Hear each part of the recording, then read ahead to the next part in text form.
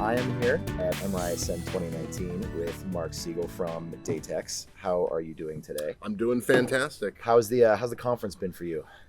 Show's been good for us. I mean, we had, I was talking to my partner last night, probably about 30 plus really good conversations. Yeah. Plus, obviously, see all of the clients and partners. Yeah, it was great.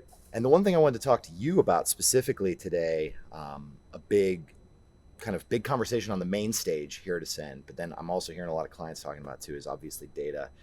You hear the big data, term and buzzword Sure. thrown around, and now we're hearing about smart data, right? Before it was that all this data, bringing it, compiling it, but now how with so much, how do we determine what matters, what to actually How do you utilize? separate the signal from the noise, basically? Bingo. So I wanted to kind of talk to you about that, Sure. that differentiation between big data and smart data, what you're seeing in the market. Well, the way we think about it is everyone has a specific job to do. If you're an asset manager, the context you care about is more sort of the portfolio and the changes and the trends and the variance. If you're leasing, you're really more interested in, how is that tenant trending? Is there an opportunity to lease them elsewhere? Are there spaces that are likely to come available? If I'm executive, it's much more big picture. So it's the same sets of data, but how they're packaged up, what the relationships are between them, that's really where smarter data comes into the equation. And we're seeing that evolve too, right? We've started with just, that the basic tenant data or resident data coming in.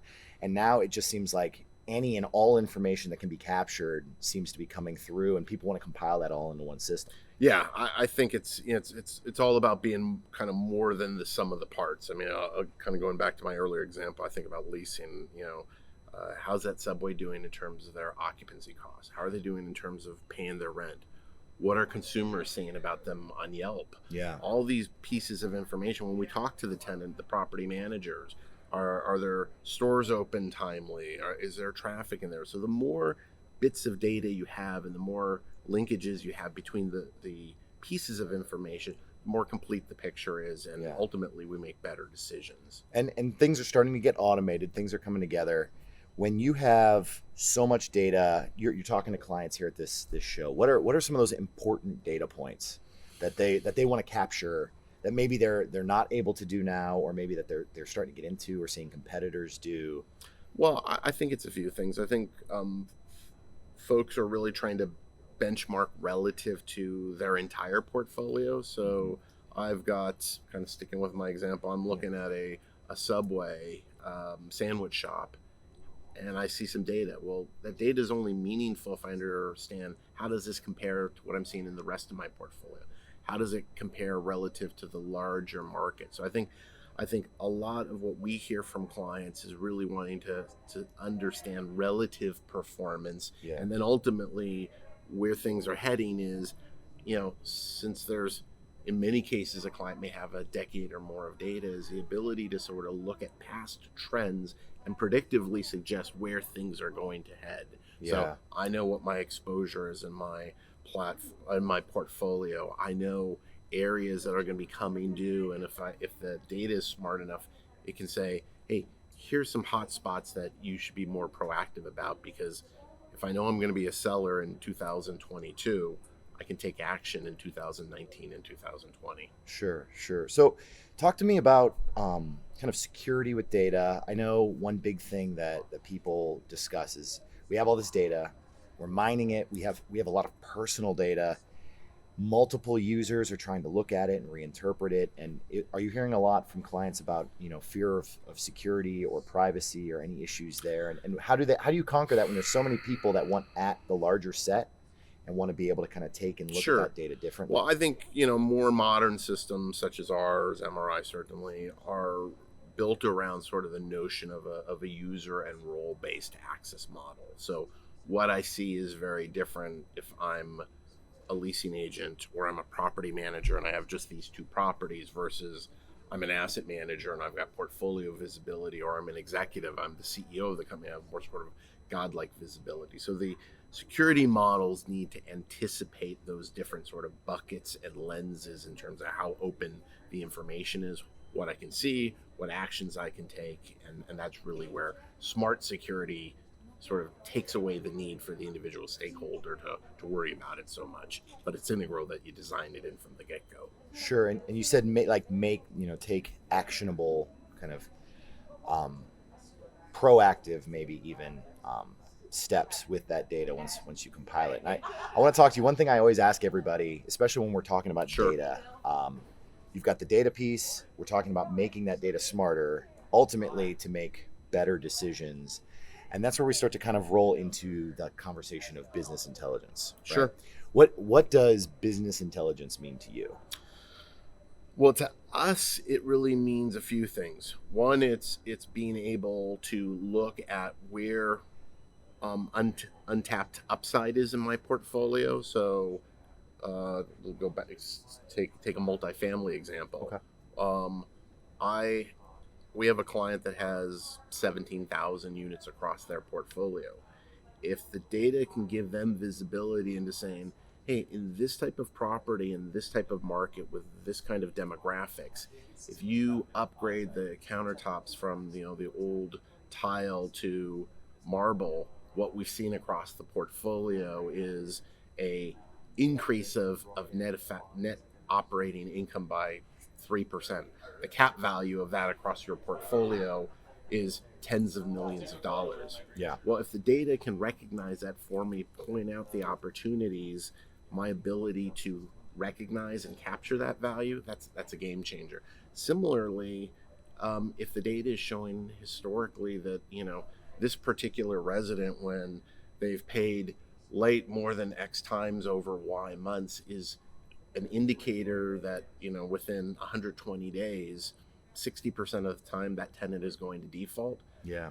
That might instruct my policies on rent collection. That may also instruct my policies in terms of turning over tenant spaces, and what my requirements are on security deposits, because again, there's portfolio risk that the data can bubble up for me and help me see before it's surfaced. Sure. And what I love is that you use the word untapped. Like this is new and novel ways to look at their business that they just haven't been able to do before, right? And you're looking at different methods and avenues to increase your occupancy, or ways that keep people sticky, or sources of new revenue streams, or ways to really cost savings. I think the way to think about it is, real estate has not historically been the most tech early adopter segment, I think, as we all know. And, once upon a time, it was all gut and hunch. Then it was data, but it was still in separate silos. Now what we're seeing is kind of the connective tissue between these different pieces of data. And really where that starts to play out is machine learning, being able to discern patterns within the data to be able to bubble up so that you as a manager know what are the things that should be on my radar, what are the actions that I can take, and what are the probable returns for that effort. Yeah. That changes the equation. So for an owner, someone who's trying to, create a more successful business and operation, what are some of those successful traits that you're seeing with your clients that they're doing? Because it's easy to just start adopting machine learning, robotic process in one way or the other, but then it can get either overwhelming, or you're not really focused in on something effective. What are you seeing from a successful client standpoint?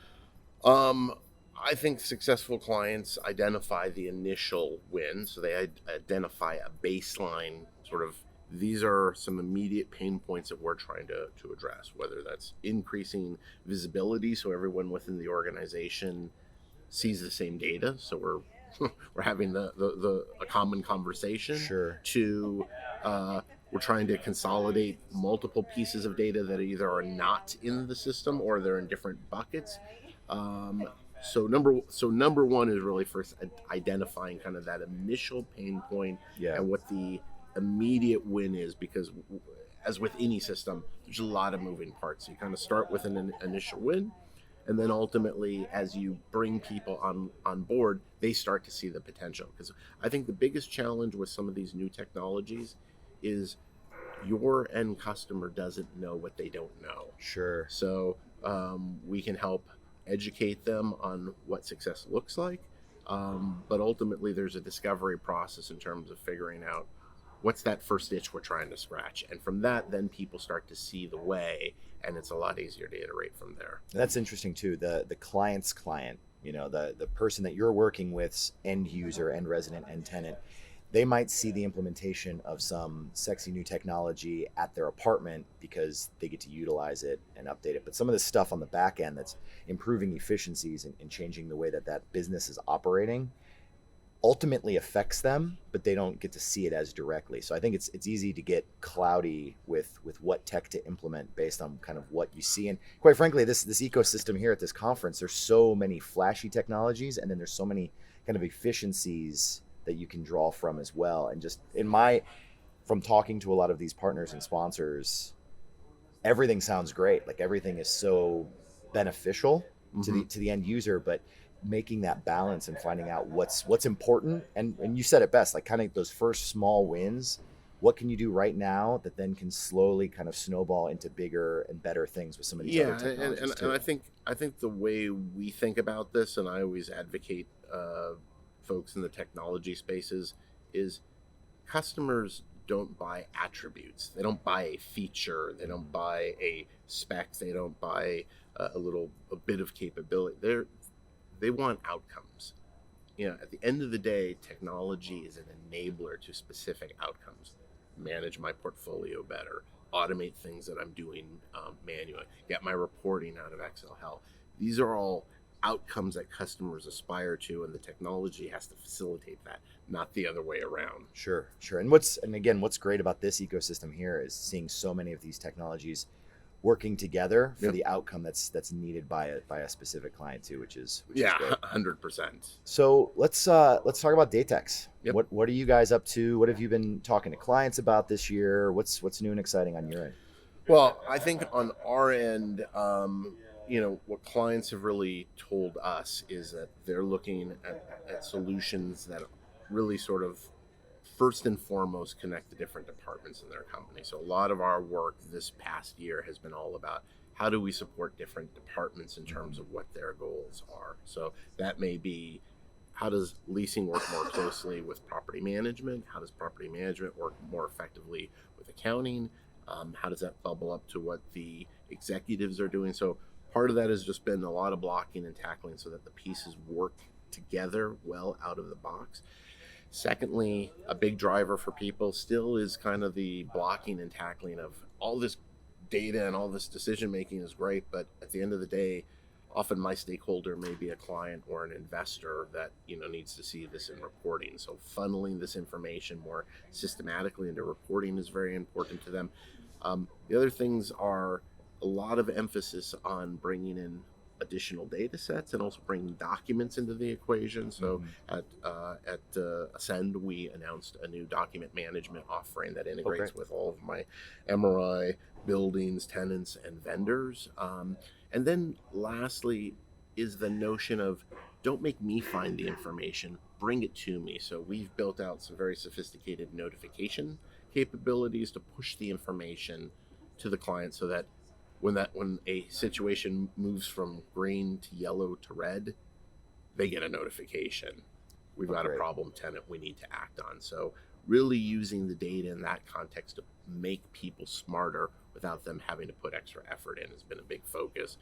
And one of I think the smartest things that we did in the past year was build out a system that we call SURF that basically gives us and our clients visibility into how they are utilizing the Datex BI portal system. And what the data has shown is that at clients, 25, 50, 100 people a day, all throughout the day, are logging into the system. So that's really been sort of the proof in the pudding, if you will. Yeah, absolutely. So you start with the big data, you turn it into actionable smart data, into business intelligence to make those actions more and more effective. And it sounds like Datex is kind of with you throughout that whole life cycle of data, right? We feel gratitude every day that clients are seeing the value for what we're doing. But it's it's like anything else.